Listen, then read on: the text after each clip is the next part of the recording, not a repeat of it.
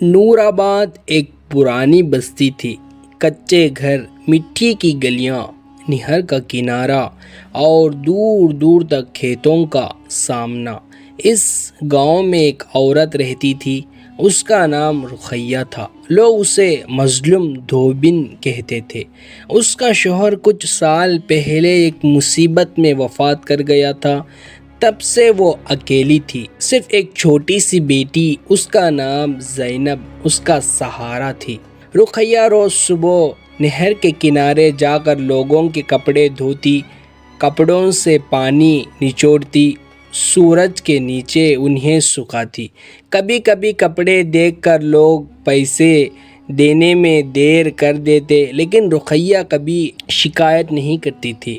رقیہ اکثر دعا کرتی، یا اللہ، ہر حال میں تیرا شکر ہے، ہر روزی تیری ہے، چاہے کم ہو یا زیادہ۔ زینب صرف 7 سال کی تھی، لیکن ماں کے ساتھ درد اور محنت کا مطلب سیکھ گئی تھی۔ وہ ماں کے ساتھ نہر تک جاتی، کپڑے اٹھاتی، نچوڑتی اور زمین پر پھیلاتی۔ اسی وقت شہنشاہ کا بیٹا شہزادہ ایان اپنے کچھ سپاہیوں کے ساتھ سفر پر تھا۔ شہر سے دور جنگلوں اور بستیوں کے راستے سے گزرتا گزرتا وہ نور آباد تک پہنچا۔ سفر لمبا تھا، گرمی سخت تھی۔ ایک جگہ اس کا گھوڑا پھسل گیا اور شہزادہ زمین پر گر گیا۔ اسی تنگی میں چوٹ لگ گئی۔ سپاہی گھبرا گئے، لوگ جمع ہو گئے، مگر سب دیکھتے ہی رہے۔ صرف ایک عورت آگے آئی، اس کا نام رقیہ۔ اس نے پوچھا، کیا ہوا ہے اس جوان کو؟ انہیں اٹھاؤ۔ لوگ حیران تھے، غریب دھوبن ایک شہی کپڑے والے جوان کو اپنے جھوپڑی میں لے جا رہی ہے۔ رقیہ نے شہزادہ کو اپنے جھوپڑی میں لے جا کر پانی دیا، زخمی دھو کر ہلدی اور نیم کا پتہ لگایا۔ زینب نے رسی سے پکڑے ہوئے کپڑوں کا ٹکڑا دیا تاکہ چوٹ بند جا سکے۔ شہزادہ نے حیران سے پوچھا، تمہیں پتہ ہے میں کون ہوں؟ رقیہ نے مسکراتے ہوئے کہا، میں صرف اتنا جانتی ہوں کہ تم مسافر ہو اور مسافر اللہ کا مہمان ہوتا ہے۔ یہ لفظ شہزادے کے دل تک اتر گیا۔ اس نے پہلی بار دیکھا کہ کوئی عورت بنا لالچی کے صرف انسانیت کے بنیاد پر مدد کرتی ہے۔ شہزادہ نے کچھ دن اس جھوپڑی میں رک گیا۔ اس نے دیکھا کہ رقیہ کس طرح روز کپڑے دھوتی، لوگوں کے پیچھے بھاگتی اور پھر بھی کبھی نفرت نہیں کرتی۔ اس نے دیکھا کہ زینب کا جوتا پھٹا ہوا ہے، لیکن وہ پھر بھی مسکراتی ہے۔ ایک رات شہزادہ نے پوچھا، تم غصہ کیوں نہیں کرتی؟ تم اتنی مصیبت میں ہو، پھر بھی خوشی ہو۔ رقیہ نے کہا، خوشی مال سے نہیں آتی، خوشی دل کے سکون سے آتی ہے۔ جب دل میں اللہ کا ذکر ہو تو روزی کم ہو یا زیادہ فرق نہیں پڑتا۔ نور آباد پر ایک ظالم وزیر ذلیل کا راج تھا۔ ہر مہینے غریبوں سے چندہ نام پر پیسے وصول کیا جاتا، جو نہ دیتے اس کا گھر گرایا جاتا۔ ایک دن سپاہی رقیہ کے گھر آئے، اگلے مہینے کا چندہ دو ورنہ جھوپڑی گرائے گی۔ رقیہ نے کہا، میں روز کپڑے دھو کر گزارا کرتی ہوں، یہ پیسے کہاں سے لاؤں؟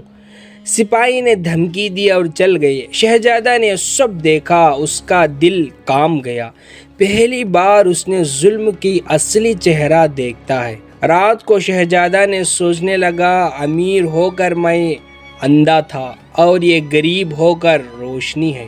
اس نے رقیہ سے کہا، تم مجھے صبر، حیا اور ایمان سکھاتے ہو۔ تم نے مجھے وہ دیا جو میری محل میں کبھی نہیں ملا۔ رقیہ نے کہا، اگر اللہ کسی دل کو جگایا تو وہ حق کو پہچان لیتا ہے۔ اگر تم سچ کے ساتھ دو گے تو اللہ تمہارے ساتھ ضرور دے گا۔ شہزادہ نے طے کر لیا، اب وہ پہچان چھپا کر یہاں زندگی سیکھے گا۔ شہزادہ ایان نے سپاہیوں کو کہہ دیا کہ وہ شہر لوٹ جائے گا، لیکن خود رقیہ کے پاس رک گیا۔ اس نے اپنے اصل نام چھپایا اور لوگوں کو بتایا کہ اس کا نام ایان ہے۔ اب وہ روز صبح اٹھتا، رقیہ کے ساتھ کپڑے اٹھاتا اور زینب کے لیے پانی لاتا۔ رقیہ نے کہا، ایان، اگر یہاں رہنا ہے تو محنت کرنا ہوگا۔ محنت سے بچا کچھ نہیں، لیکن نیت صاف ہونا چاہیے۔ شہزادہ مسکرایا اور کہا، اب میں سیکھنا چاہتا ہوں، جینا چاہتا ہوں اصل زندگی۔ گاؤں میں لوگ ایان کو پہچان گئے۔ لوگ نے دیکھا کہ وہ کپڑے دھوتا ہے، چولہا جلاتا ہے اور کبھی کبھی مسجد کی صفائی بھی کرتا ہے۔ اس کے اخلاق دیکھ کر لوگ اسے پسند کرنے لگے۔ ایک دن ایان بازار گیا، وہاں اس نے دیکھا کہ وزیر کے سپاہی ایک بوڑھی عورت کے تیل چھین رہے ہیں۔ ایان نے آگے بڑھ کر روکا، یہ ظلم مت کرو، اللہ ہر ظلم کا حساب لے گا۔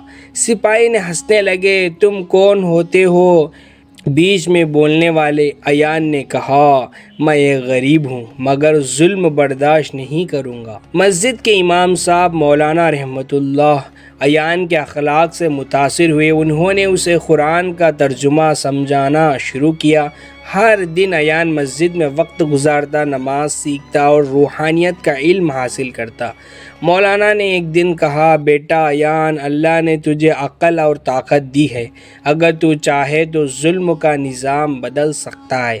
ایان نے رقیہ کی طرف دیکھا، اس کے چہرے پر سکون تھا مگر آنکھوں میں تھکن۔ اس نے ارادہ کر لیا، میں یہ ظلم برداشت نہیں کروں گا۔ رقیہ ماں جیسی لوگ اس لیے روتے ہیں کہ کوئی سچ بولتا نہیں۔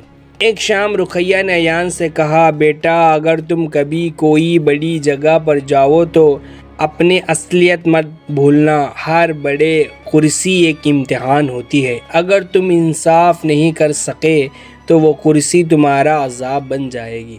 ایان نے کہا، اگر کبھی اللہ نے مجھ سے کام لیا تو سب سے پہلے نظام انصاف کا ہوگا اور ہر ظلم کا حقدار بنایا جائے گا۔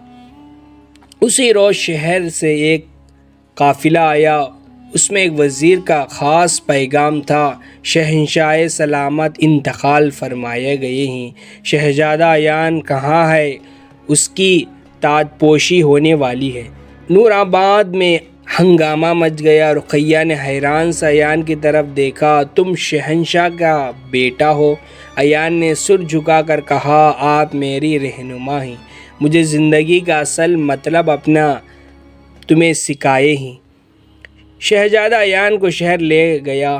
محل میں تاج پوشی ہوئی، لیکن سب لوگ اس کے لباس اور بول چال دیکھ کر حیران تھے۔